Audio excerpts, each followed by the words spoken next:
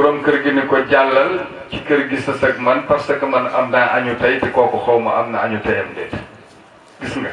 njàngale mag ñi noonu la nit ki bu dendeeg nit na ko bàyyi xel mu wër dëkk bi ba dëkk bi jeex pour sarxe benn àndaar bi mënu koo sarxe mu delluwaat ci ay sëbam ne man day maa ngi waaru fii dëkk bi yëpp benn añ moo fi am may sarxe benn àndaar ku ma dem nga ne jàllal ci ki ci des man am naa añu tey te kooku xaw ma am na añu teyam déet. jullit noonu la war a mel mais denc million wala nga denc ay 5000 sax ci sa biir génn say dépense taxaw li mën a dund weer wi ba mu jeex te doo am benn problème sa mbokk nga ne la ñu naan xiif na wala mar na wala këram dafa tëju tey loolu la sëriñ bi taxawee pour ñu xalaat nan la ñu yàlla sant ci loolu mooy lan lu ñu amati sunu morom bu ko ñàkkee rek nañ ko ci dimbali kon bokk na ci li tax Ansaar a jóg. beneen bi ci des itam Ansaaru Diin war na mën a dem ba nekk benn couple la boo xamante ni bii bu genn kàddu gi jógee rek mu mën a sawe askanu réew mi loolu rek a tax mu jóg mooy deuxième hadaf bi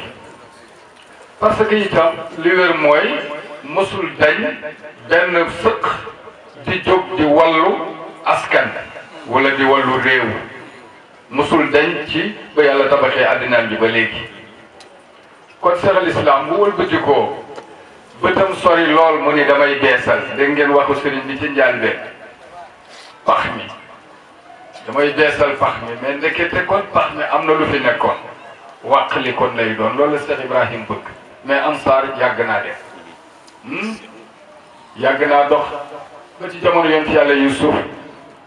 mi ngi dox di dem kon bu Seex al Islaam taxawalee lii bàyyi ko fi bi mu génnee ak léegi nekk ay at yoo xam ne ku fi juddu woon masoor nga Ansaar di dox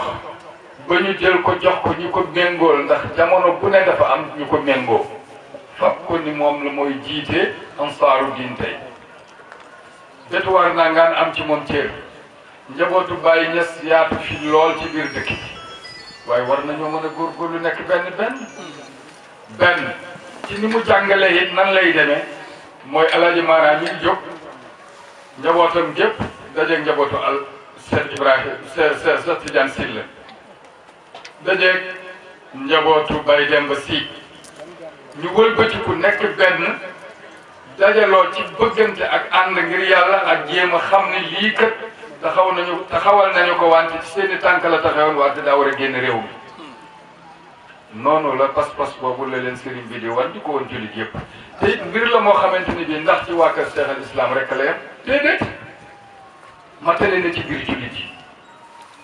kenn ku ci nekk nga war a am xalaat ni war na maa mën a booloo ak sama morom ba tabax dara lu fiy dindi musiba wala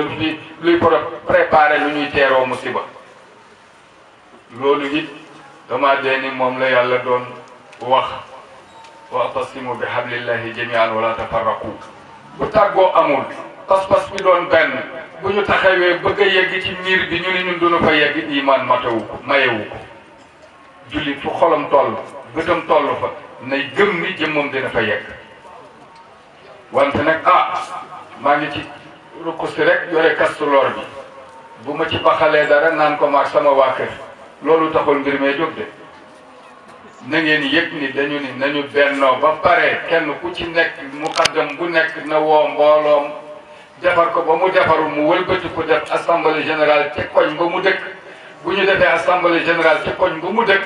ñu wëlbati ko takkoo nekk benn dem ci siège bi nga xam ne mooy siège régional wane seen bopp ak seen pas-pas ak li ñu bëgg a doxe ak li ñu bëgg a doxe loolu moo tax mbooloo mi jikko wante nag mbooloo mi yeneen ñi ñu yaakaar ne moo ko yëkkati loolu yëkkati wu ko liman shaa minkum